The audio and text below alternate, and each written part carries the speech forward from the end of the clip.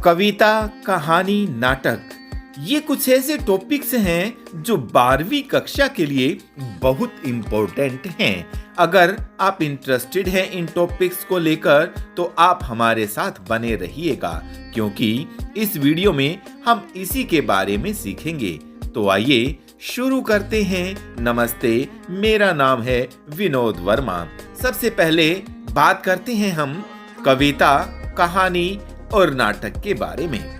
देखो बच्चों, पहले तो एक कंफ्यूजन मैं आपकी दूर कर दूं कि कविता, कहानी और नाटक क्या है, क्योंकि ये आपके मन में एक प्रश्न उठता होगा बार बार, कविता क्या है, कहानी क्या है, नाटक क्या है।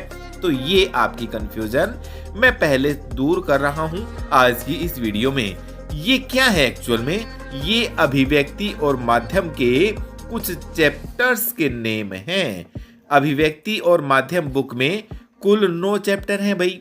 ये आपने अपनी कक्षा की बुक में देख लिया होगा। जो आपका सिलेबस है उस सिलेबस में दिया गया है कि अभिव्यक्ति और माध्यम की बुक में कुल 9 चैप्टर दिए गए हैं। उन्हीं में से मैंने ये चुनिंदा चैप्टर्स के नाम आपको गिनाए हैं, कविता, कहानी और नाटक। हालांकि ये पूरे नाम नहीं है भाई इनके, लेकिन मैं सिर्फ सरसरी निगाह आपकी इन पर डालना चाहता हूँ। ये चैप्टर्स डीप स्टडी के लायक हैं। एक बात याद रखना कि कभी भी कोई चीज बगैर पढ़े आप उसको सॉल्व नहीं कर पाओगे, समझ नहीं पाओगे।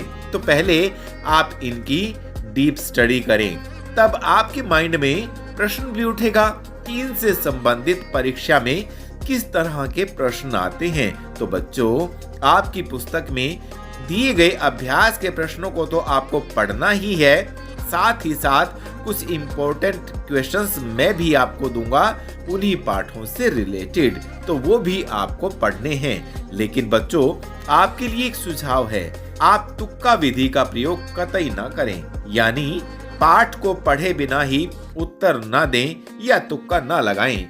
मान लो आपकी बुक का पाठ भक्तिन यदि आपने पढ़ रखा है तो आप इजीली उस पाठ में से पूछे गए प्रश्नों के उत्तर दे दोगे।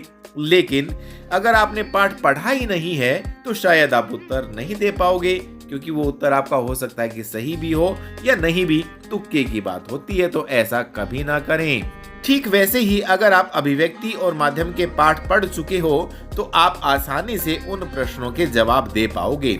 इसलिए रीडिंग इज मस्ट। पढ़ने के बाद अभ्यास के प्रश्नों के साथ आपको कुछ इम्पोर्टेंट क्वेश्चन भी पढ़ने होंगे जो एग्जाम की दृष्टि से यूजफुल होंगे। ऐसे प्रश्नों का लिंक मैंने डिस्क्रिप्शन बॉक्स में दे दिया है।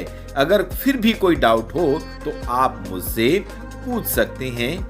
एक महत्वपूर्ण बात और आपके लिए है, अगर आप किसी भी टॉपिक से रिलेटेड इस चैनल पर कुछ सर्च करना चाहते हैं तो आप टॉपिक का नेम लिख करके इस चैनल का नाम यानी @knowledge mantra 2 लिखें। ये दोनों चीजें एक साथ लिखने पर YouTube पर यदि आप सर्च करते हैं तो आपके अकॉर्डिंग वीडियोस आपको मिल जाएंगी। यकीन नहीं आता तो आप एक बार खुद चेक कर लीजिए। चलिए, शुक्रिया, आप सबका बहुत बहुत धन्यवाद।